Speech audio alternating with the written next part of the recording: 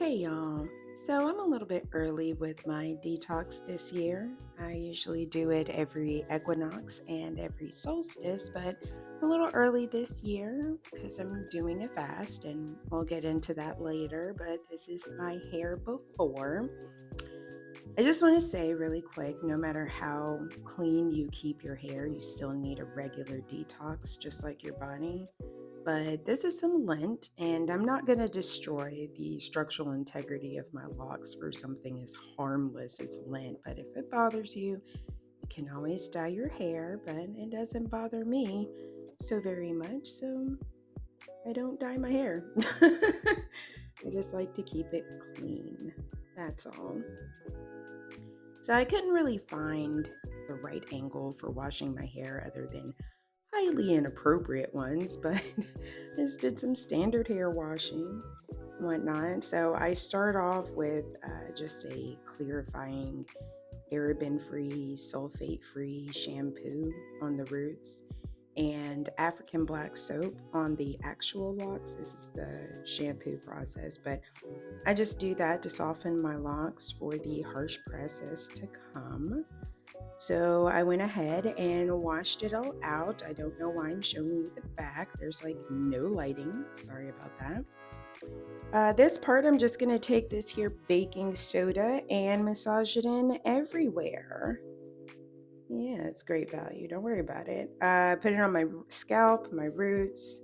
That way, when I dip them in the bath, the apple cider vinegar will bubble inside and push out any remaining debris, dirt, all of that. Just a warning, it does get everywhere if you do it like this. So, just FYI. So, this is what I used in the bath. I accidentally grabbed lime juice instead of lemon juice, but it works the same. I just didn't use it because I like lemon juice. Here, I've got my bath prepared. I used one pot of hot water and a pot of room temperature water because I didn't want to scald my scalp. But you can go higher or hotter if your scalp can take it. Mine cannot. I just go as hot as I can stand it because the heat does help move all of that product through and whatnot. And also, the apple cider vinegar. So I sat for about 20 minutes and I turned all the way around to get the sides and stuff. Definitely took a nap too. But yeah, I just made sure to wring out as much as I can because I do have some fat ass locks and they do hold water. So you will be dripping everywhere. But then I blot dry with my microfiber towel. It reduces lint buildup. And now we get to see what roughly 3 months of buildup looks like. Yay! Shocked and appalled. Gross. And I don't even use product other than oil. So if you think that just because you don't use products, your hair is clean, you are wrong.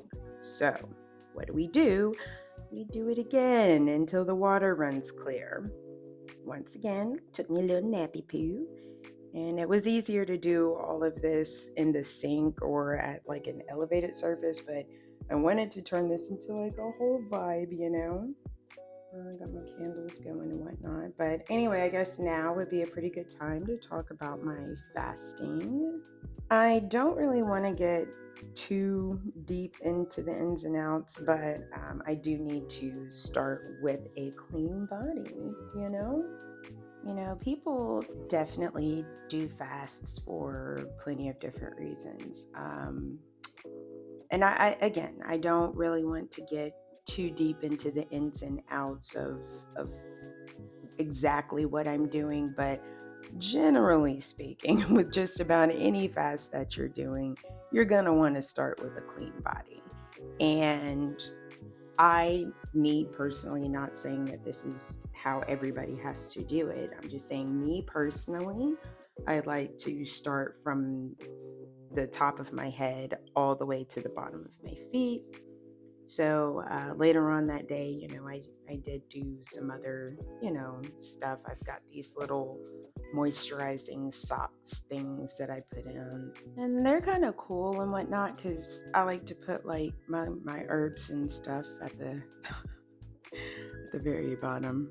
But anyhow, so I sat in this second bath for an extra 30 minutes or so. Same steps apply, with the baking soda. The only difference is that I put a few drops of eucalyptus oil in the bath. I didn't do that the first go round because I kind of figured that this round it was gonna be clear, and it was. So I just wanted to put a few drops of the essential oils in there. I'm still gonna do another rinse, but um, yeah. And so voila, I'm all done. Let's go and take a look at this if I ever turn around and yeah, there you go. Come on. So let's look at this here, clear water. And I'm pretty sure that if I had waited until the fall equinox, I would definitely probably need one more bath. But as you can see, the water is clear enough for me to see hairs at the bottom. So that is clean enough for me. This is the result before one last shampoo and a cold water rinse. You can still see some of the soda clumps all up in there. Soda clumps. And here is the after. And let me show you, no matter how hard you detox, that lint is still in there, baby. It's here to stay. It's there to stay. So, but again, it doesn't really bother me that much.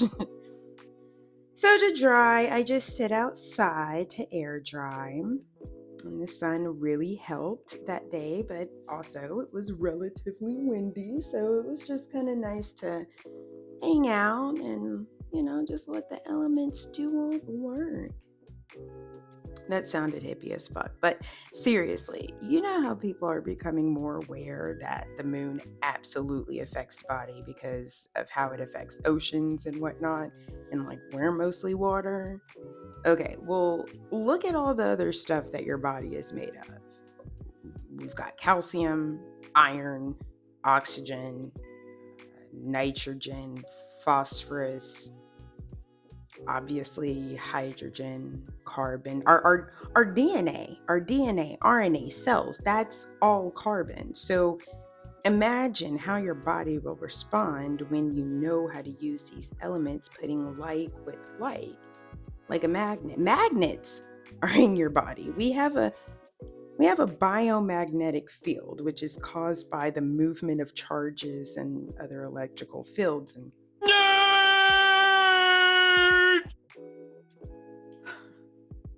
anyway, yeah. Sorry, I'm smoking a cigarette. And I know you're thinking, aren't you supposed to be detoxing? Don't fucking worry about that. Mind your business. No, the detox that I'm doing doesn't really include certain things. Tobacco is one of them. But anyways, this is it. This is my hair dried. If you made it this far, like and subscribe, I guess. Bye.